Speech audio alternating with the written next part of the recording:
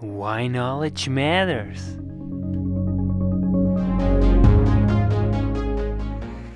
Self-determination theory uh, looks at why you're doing the things you do. And for example, you have a personal goal. So you would think, okay, a personal goal is because the person really cares about it and they really want to do it. We have ways of examining why you're doing something. We ask your reasons.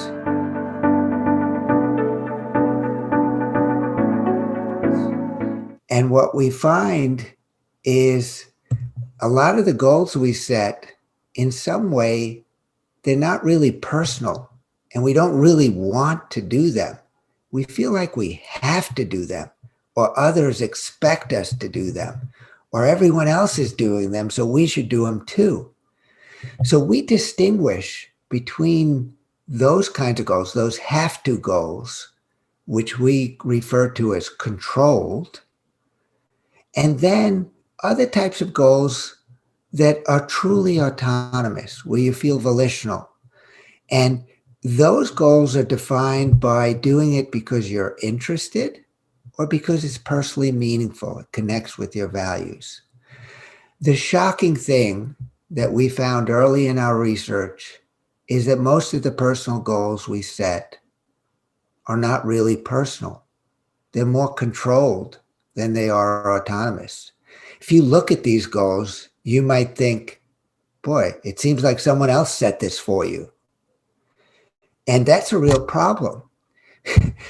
And the problem comes from the fact that if you set controlled goals that you feel pressured to set, you're not going to embrace those goals wholeheartedly. And you're not going to overcome the self-control barrier that we all face. On the other hand, if you, for example, if you start exercising and if you think about it and you say, well, when I was a kid, I used to like basketball or I like ping pong. And if you did something you were interested in, or if you did something that was personally meaningful, there's no inertia barrier to overcome. You're just drawn to it. And when you start engaging in it, we've shown that when people choose an autonomous goal, uh, they're less easily distracted by other things. They manage obstacles more easily. And the effort to pursue the goal seems to come naturally, almost effortlessly. So the major thing that myself, Ken Sheldon, Rich Ryan, and many others, we recommend to be careful about what goals you're selecting. And if it's a personal goal, you should make sure that it's something that's interesting and personally valuable. So even though most personal goals are self-initiated and self-directed, the problem is that they're not really self-endorsed. So it's not like, boy, we want to do this. We feel lucky to get to do this and we embrace it wholeheartedly. Instead, it feels like we have to do this. We got to do this. And we're half-hearted and conflicted.